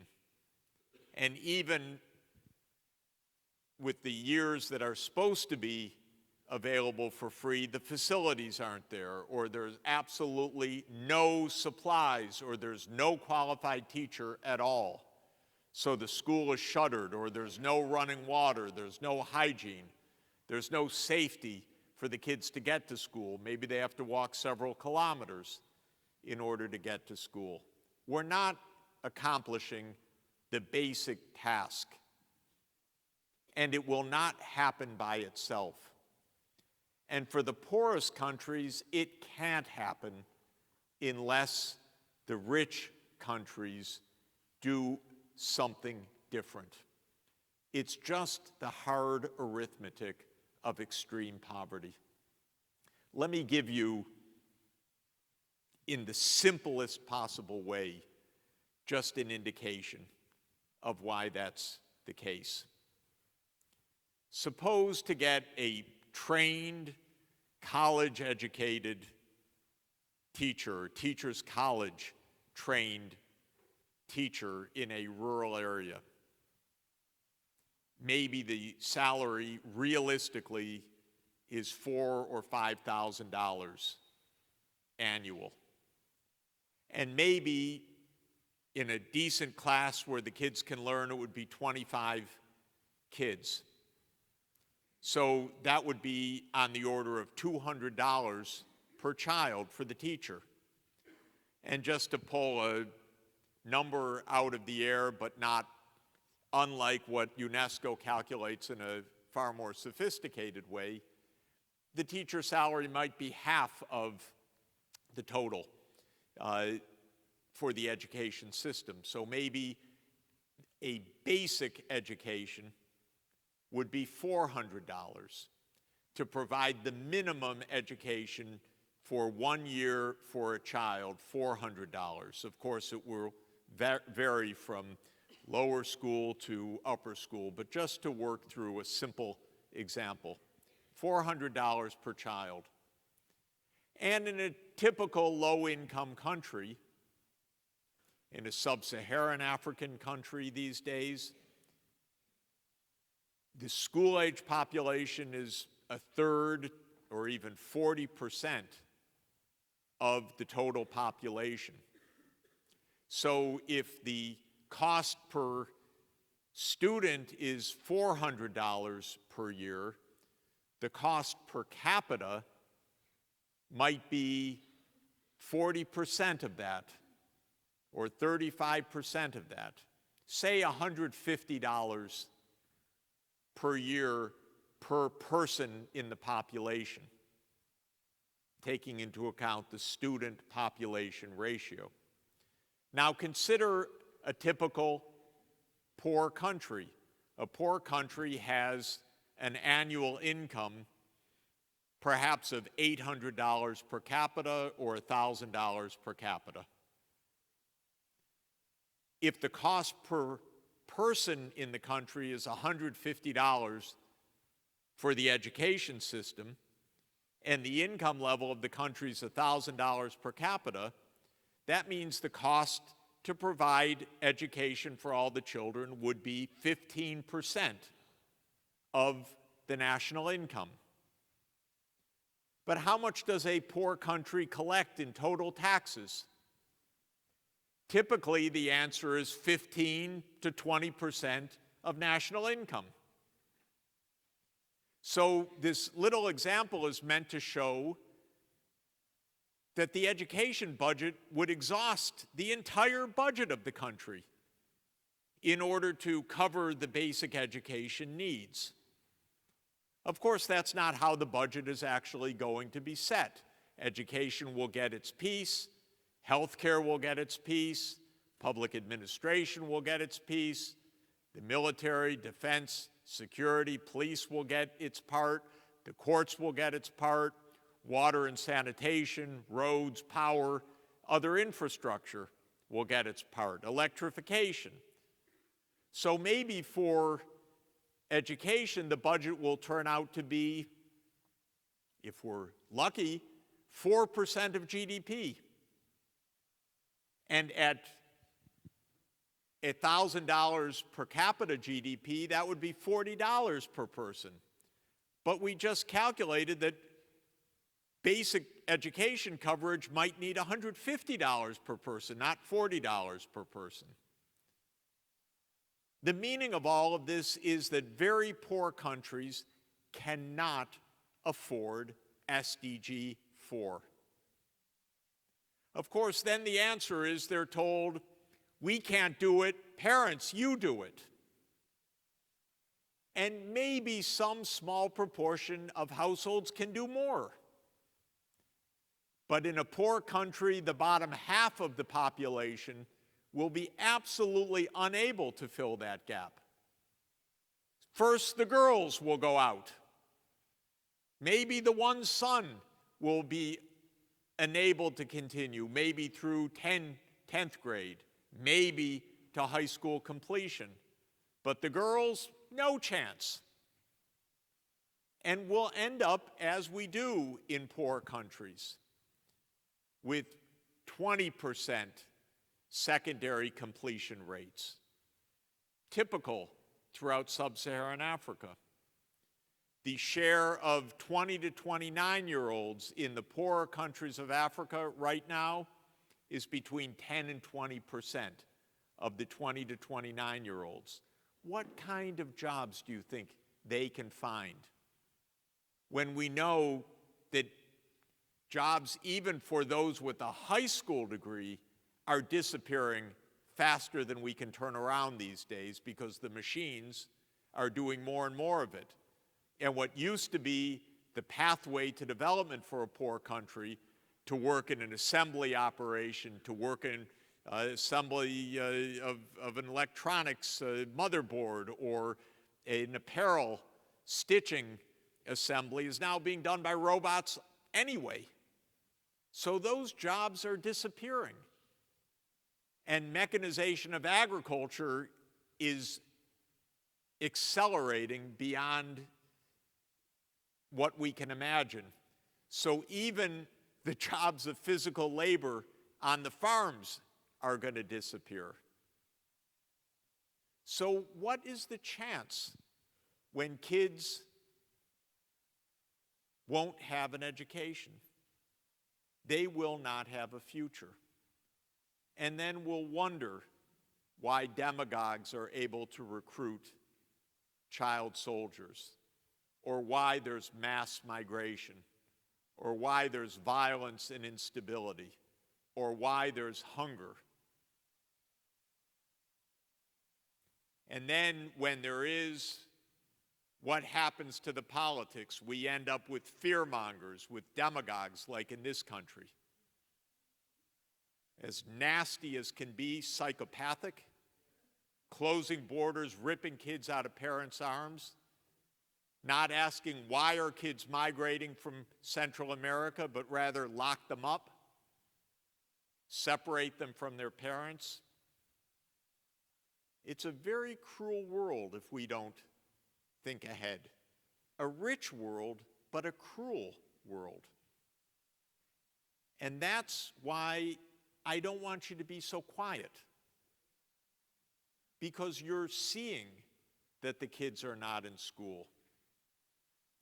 But just know it's not just that the government doesn't care. It's that poverty makes it impossible, even when the government does care. Now, I've been advising the UN Secretary General for 19 years now, starting with the Millennium Development Goals and now with the Sustainable Development Goals. I want to tell you something to get you mad, okay? Back in 2000, the health sector and the education sector were both woefully underfinanced. I happened to be asked at the time by Dr. Gru Brundtland, who was the Director General then of the World Health Organization, to put together a commission of finance ministers and health specialists to look at the question of financing primary health care. We issued a report called the Commission for Macroeconomics and Health, which showed essentially the same calculation that I just gave you, but for the health sector, that there was an intrinsic gap for poor countries that could not be met by the poor countries, and that it needed more development aid. And we calculated a gap that was on the order in today's dollars of $40 to $50 billion a year. And the commissioners were a little scared to talk about it. It just seemed completely unrealistic. But they followed the numbers and they followed the logic and made a call to action. And strangely enough, the call to action was partly heeded, because in 2001, a new global fund to fight AIDS, TB, and malaria was adopted. And lo and behold, the US stepped up and started contributions. Bill Gates stepped up and started contributions. Other governments joined in. And within a few years, the Global Fund was operating at a few $1 billion per year. And then, in many ways, equally strangely, the United States stepped forward because it wasn't doing a lot of good things those days. It was invading Iraq and doing a lot of very bad things. But it stepped up and made the PEPFAR program, which some of you may have heard, which is the US-based program to fight AIDS. And it made a new malaria initiative. And companies joined in.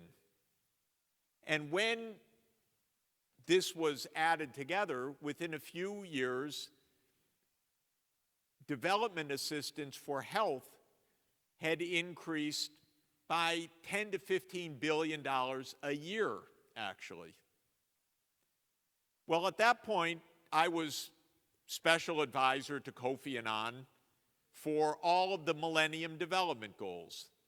And you'll recall that that called for universal primary education. And I thought what is happening in health needs to happen in education. And I want to make you mad, because it never did. Because there never was a rise of official development assistance for education. I just could not understand it, and frankly cannot understand it to this day. How quiet. 250 million kids not in school.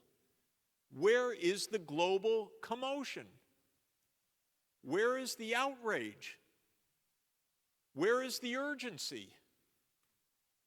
Every one of those kids has a bleak future unless this is remedied. And yet it hasn't happened.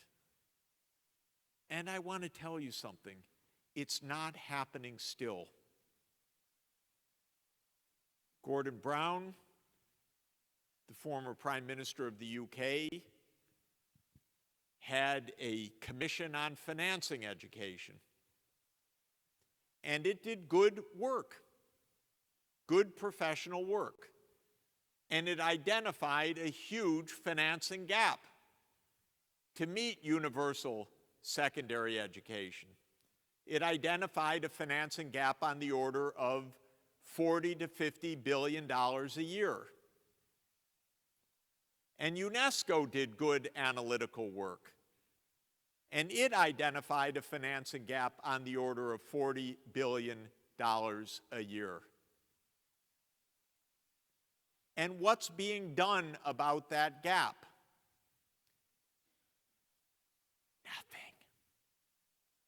Nothing. Nothing.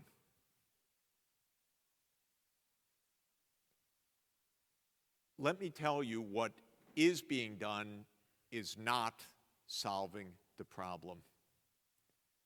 The Global Partnership for Education, a worthy undertaking, had its replenishment a couple of years ago. How much was the replenishment? Does anybody here know? $2.3 billion for 3 years. So do the arithmetic. $760 million a year. I told you the financing gap is on the order of $40 billion. Or take the proposal for a facility, an international finance facility for education, which came out of Gordon Brown's commission, IFED. That is for loans. That's for loans from the multilateral development banks. You cannot fund education by borrowing. That is a recurrent expense. These poor countries are already up to their necks in borrowing. We should not even contemplate that idea. And sadly, it's even recognized that that's a proposal for lower middle income countries, not for the poor countries, because it's acknowledged that the poor countries can't borrow for education. Neither can the lower middle income countries, by the way. So that is not going to work. I don't want to stop something being tried, but I also don't want a placeholder with 11 years to go that just doesn't solve the arithmetic. We need billions and billions of dollars for education.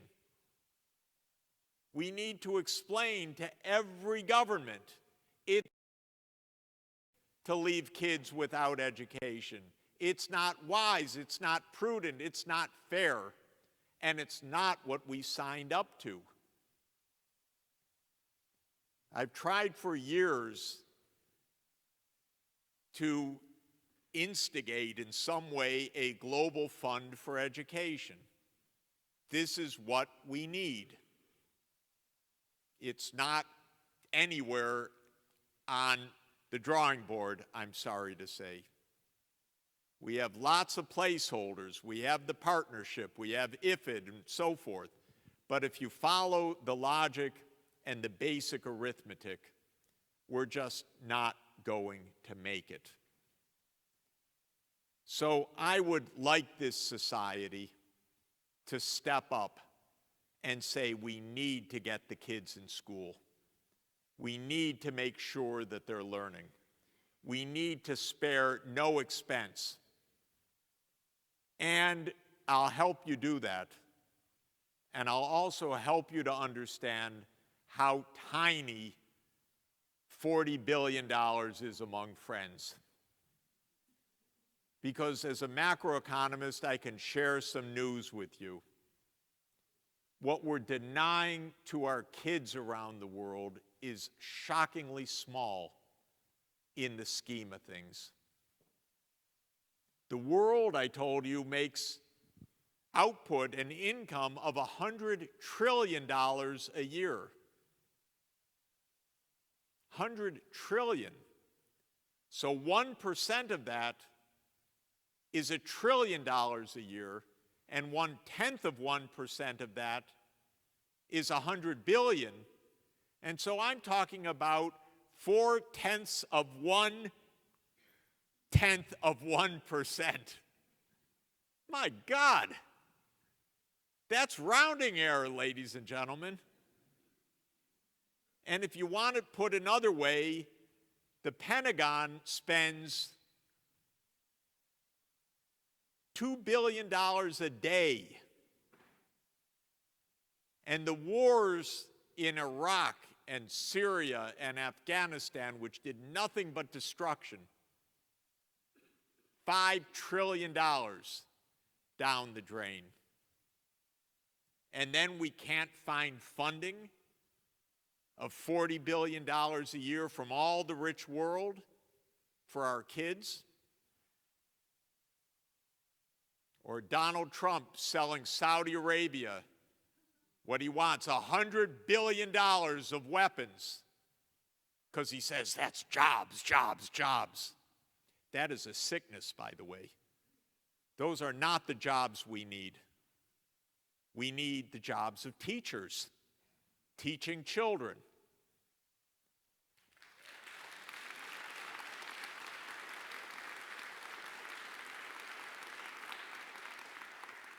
So why don't we tell Saudi Arabia, which is the rich country in the Organization of Islamic Cooperation, that 30 countries in the OIC are very poor countries with desperately laggard conditions for the education of the children.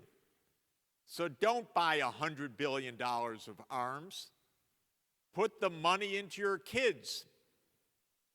That's the word that we need to make as loudly as we can. Or the community in this neighborhood. We'll let it stretch all the way up to Redmond in Seattle so that Bill Gates hears it too with his friends. There are right now 2,000 200 billionaires in the world. Their combined net worth is, any guesses? $10 trillion. That's a lot of money, by the way. I did some careful calculations, and I learned something a secret I want to share with you. To get by in this world, you do not need more than $1 billion. This may surprise you, but I could show you the proof. Okay? So, just to give you an example, the billionaires, the 2,200, have 10 trillion of wealth. If we let them just have their 1 billion to scrape by, all the rest would be in excess $8 trillion. $8 trillion with a 5% payout ratio like we do with our endowments at universities. That's $400 billion a year. That's 10 times what we need for education. We could solve all the sustainable development goals. Just the 2,200 people. And if we just put it even a little bit more modestly, just 1% of the net worth of the 2,200 billionaires, 1% per year, is $100 billion a year.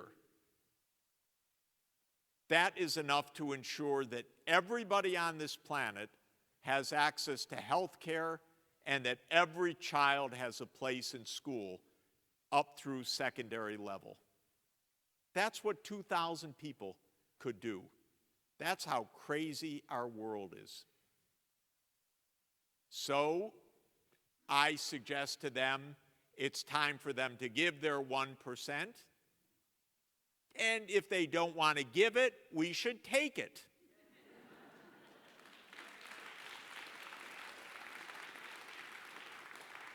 It's called taxes. Mr. Bezos doesn't get it because he spent the whole last 2 years going around the country asking how much we can give to him. Oh, New York, you'll give $3 billion. This one you'll give $2 billion. This one you'll give $5 billion. It was a disgusting show. Really disgusting. Because they're supposed to pay taxes, not take the taxes away from our cities.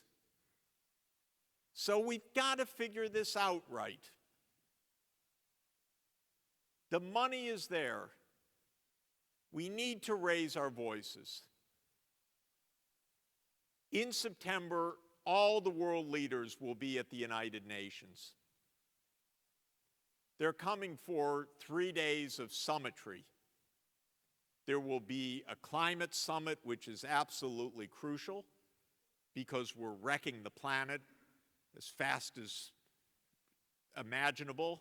Today I have a piece in Project Syndicate explaining that at almost no incremental cost, we could move to clean, green, safe energy if the fossil fuel industry would stop its corruption and stop buying our politicians so that we could actually make the move. But they're coming for climate change, and they're coming for the Sustainable Development Goals. They're coming for universal health coverage, and they're coming for this financing puzzle. We have to be heard then. And you, the educators in the world, and the experts in education, and the ones who know on the ground what's happening and how the kids are not able to stay in school, and what it means when they don't, and what it means when a school doesn't have the most basic facilities and materials for learning.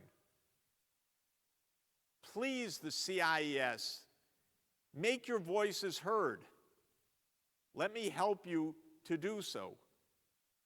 because we need to tell the world leaders when they come, there is no conceivable excuse for 250 million kids not to be in school. That is beyond cruel. It is as stupid as can be. It is a proof that we have not been able to gather the most basic moral self-discipline to hold ourselves to account for decency. Well, SDG 4 calls on us not only to ensure universal education from early childhood through secondary level, but it also calls on us, as you heard in the last panel, on Target 4.7, to teach decency. It says, if you look at that goal, that we should be teaching sustainable development, meaning partly to understand the basics of climate change and the Earth systems and our stewardship. God, if only the President of the United States had had that in 4th grade, the world would be safer. We are the perfect proof of what happens when you have an uneducated president.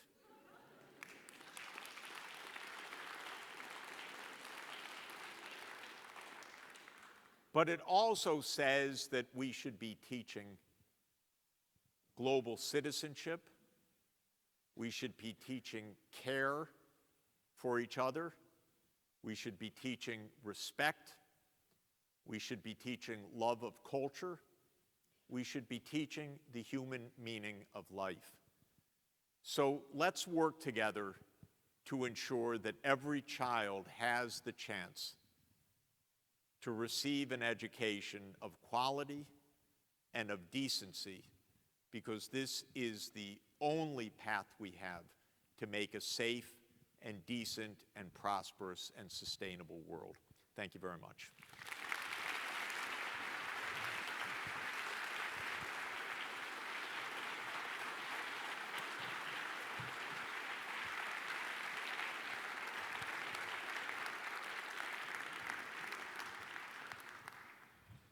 Well, I don't know about you guys, but my blood is boiling. Good. So I think we have to keep up the momentum. We won't have much time for questions, but two really important questions I think have come up. One question, this is from Africa. The question is, Jeff, about 2 decades ago, you wrote a book, End of Poverty. What has been the most important lesson to you as a scholar since then? The idea of the end of poverty is what I just shared with you now, which is that in a rich world, there is no excuse for extreme poverty. And if we make the basic investments at low cost, we enable poor households and poor communities and poor nations to build the basic capital, whether it's the human capital or the physical capital, the biological capital through disease control, so that production, incomes, livelihoods can rise. That was the basic idea of the end of poverty. And Radhika and I have seen in action, and all of you have seen in action, how small amounts of resources can go an enormous way to save kids' lives, to get kids educated, to make the water safe, to make a latrine, to get electrification through a solar panel. It doesn't take a lot to help break the cycle of extreme poverty. Once in a while, we take important steps forward, but generally we live in a world of distraction, or worse.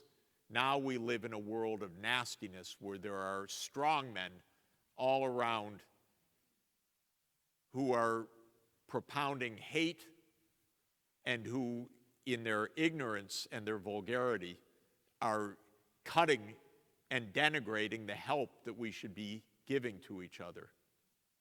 And so ending poverty is not that hard, except it takes the faith of compassion and it takes the modest efforts of financial, physical, and human investment to do.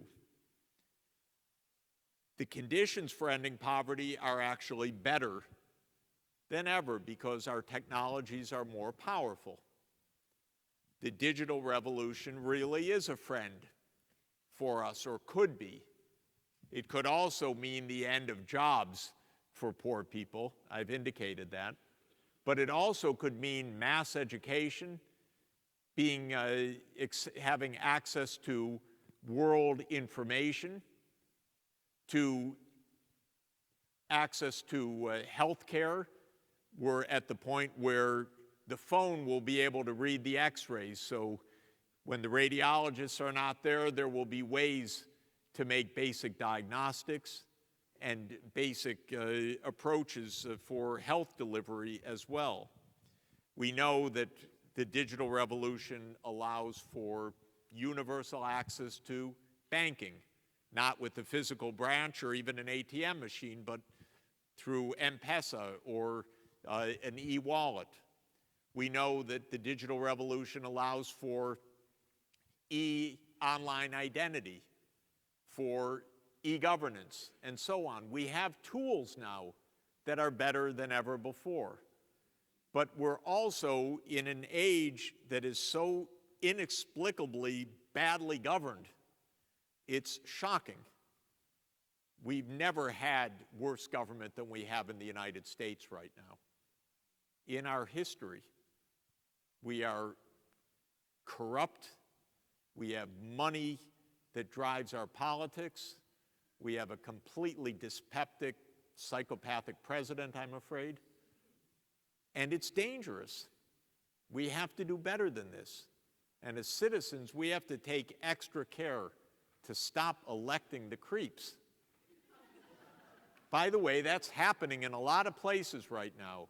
It seems that being indicted is almost a job qualification for being a politician now. This is not a good idea. My advice is, if they are under indictment, don't vote for them. Doesn't mean they're strong men, it means they're creeps. So we can solve these problems, but we're not solving them right now. My next question is regarding Sustainable Development Goals. Why is there no serious shift in how sectors can work together? Why are sectors not speaking to each other, and why has there been no progress towards meeting the SDGs in a more intersectoral manner? Many governments are trying to have an intersectoral and smart planning approach. So I wouldn't say that there's no effort. I would say that there is varied quality. These are not simple goals in the sense that 17 is a big number, and when you look at all the targets, it's somewhat complicated. It's simplified if the health minister focuses on SDG 3 and the education minister on SDG 4, and the water minister on SDG 6, and the power ministry on SDG 7, and so on. So a division of labor is not the worst thing in the world. But it is a smart thing for a government to have a coordinating body. It could be the prime minister, it could be the planning ministry, it could be the economy ministry, it could be an ad hoc group that pulls together all of the relevant line ministries, connects them, and says, work synergistically, because each of you, as you pursue your goal, is going to be helping the other. And understand those interlinkages, understand the co-benefits. Stopping carbon dioxide emissions by shifting from fossil fuels to renewables, for example, will clean the air and that is part of SDG 11, Sustainable Cities, for example. It's part of SDG 3 on stopping chronic non-communicable diseases. And so there are synergies between climate change, air pollution, public health. Everything about health is synergistic with education, of course. So the linkages are there. One needs to incorporate these goals within a cross-ministry planning structure. It's important, by the way, for every government to be working together with its scientific and engineering communities as well, especially through the universities, to work on some of the harder challenges, because there is a lot of technical problem solving that's needed as well. I'm directing a sustainable development solutions network of universities and think tanks for the Secretary General. It has many hundreds of members. If you're at a university, please contact me to ensure that your university is a member of this global network, because then there's lots of information exchange about best practices or ways to engage high-level political figures. But government should coordinate within its ministries and cooperate with other major stakeholders in society, and especially the learning centers and the think tanks and the research laboratories, to get an integrated understanding of these challenges. Thank you, Jeff. My last question is regarding the notion of sustainable development. In your book, Age of Sustainable Development, you mentioned that there are 4 arms of sustainable development. The social arm, which includes health and education, you have environment, you have economic, and then you have good governance. Keeping this big holistic picture in mind, do you think that the world is not ready to tackle sustainable development in its entirety, and we have taken up a challenge that's just beyond us and maybe it is not yet time? Or do you think that it is a achievable challenge to take? Of course it's achievable. It takes a little homework and a couple good textbooks, I think. I recommend you write one or read one. But these goals are achievable. They're not simple. Of course, we are so distracted by many terrible things that we do, especially war, which is the biggest destroyer of sustainable development by far. An arms race which costs $1.5 trillion per year, compared with all development assistance on the order of $150 billion a year, 1/10 of what we're spending on military armaments. So we're wasting time, we're wasting money, we're wasting lives. We do so many things wrong, but these goals are fundamentally achievable. There are a few places in the world that are doing an excellent job of this integrated strategy. Every year, the network that I mentioned produces a ranking of countries on how much progress they're making to the SDGs. The countries at the top of the list, it probably won't surprise you to know, are the Scandinavian countries or the Nordic countries. They are Sweden, Denmark, Norway, Finland, Iceland, always ranking at the top. And those countries are making a great effort at social justice. They're making a great effort at social inclusion. They're making a great effort at sustainability. They have a certain ethos which says it's good to be well off, it's good to be prosperous, but it's not necessary, not even good to be super rich. If someone takes too much there, they're looked down upon. If they're too greedy, they're looked down upon. In our country, if they're too greedy, they're heroes. We shouldn't make heroes of the super wealthy. We should make them pay their taxes. That's what we should do. So I think that this is a big challenge, but since it's hard to imagine a more important challenge, I think we should go and do our homework and figure out how to get this done. And after all, as I said, these are not new goals, really. They are newly repackaged. These are goals from 1948. These are basic human rights that are now called Sustainable Development Goals. The right to social protection, the right to social security, the right to a decent job, the right to education, the right to health care, the right to food. These were recognized back in 1948, and they were supposed to be, as the term of art says, progressively realized. Well, 70 years is a long time for that progressive realization. The time has arrived to actually realize them. So let's do it. Thank you, Jeff. I think you've given us a lot of food for thought, and we have to really digest this very well. And thank you, audience. You've sent us a lot of interesting questions. And I'll just hand over the mic to David to do a thank you note as well. Thank you, Jeff. Chris, could I have the 2 slides back there?